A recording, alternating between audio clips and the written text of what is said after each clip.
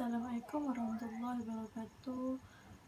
Kepada Dr. Hamidun, nama saya Nur Fatimah bin Mahfuzi, nombor matrik AP190303. Hari ini saya akan membentangkan tentang penyiasatan tanah. Penyiasatan tanah mempunyai beberapa kaedah persempilan dan uji kaji. Kaedah persempilan dan uji kaji mempunyai ada 5: test pit, thin walled sampler, Messier sampler, standard menstruation test, cone menstruation test. Ini adalah test pit. Test pit proses dia adalah tanah digali di satu kawasan dengan kedalaman maksimum 4 hingga 5 meter. Kemudian sampel diambil dan disimpan dalam bekas kedap udara. Kelebihannya ialah kaedahnya mudah dan pantas.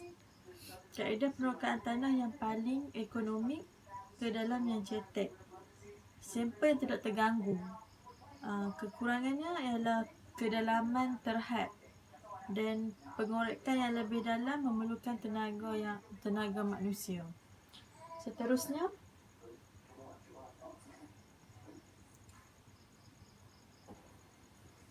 thin walled sampler. Proses dia penghujung tiup ditutup dengan lilin parafin. Setelah tiup mengandungi sampel dikeluarkan, tiup dihantar ke makmal untuk dibuat uji kaji. Kelebihannya, boleh mendapatkan sampel tanah halus, kelodak atau tanah liat yang tidak terganggu. Amat biasa dan murah. Bagi kekurangannya pula ialah tidak dapat memajukan sampler dalam tanah atau tanah berbutir sederhana hingga kasar.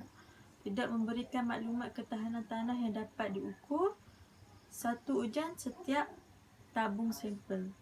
Seterusnya, persampel Messier. Prosesnya ialah turunkan sampel tiup 3 menggunakan batang gerudi ke lubang bor. Pam cecair siram melalui batang gerudi dan kelajuan dari isi padu terkawal. Putar batang gerudi dengan menyekatkan rig pergurudian. Ambil sampel tanah dan diuji. Kelebihannya, sampel teras yang tidak terganggu dari tanah yang lembut.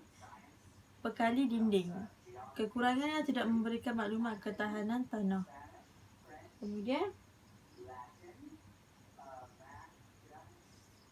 standard menstruation test. Prosesnya persempelan split spoon diletakkan pada dasar rod pergurudian dan dipacu ke dalam tanah menggunakan rod hammer.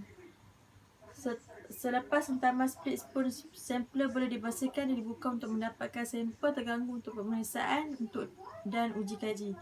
Keputusan SPT dipengaruhi oleh tekanan tanggungan atas, overburden pressure di lokasi di mana bilangan hentaman dibuat. Kelebihannya mudah dan tidak terlalu mahal, berguna untuk sifat-sifat tanah.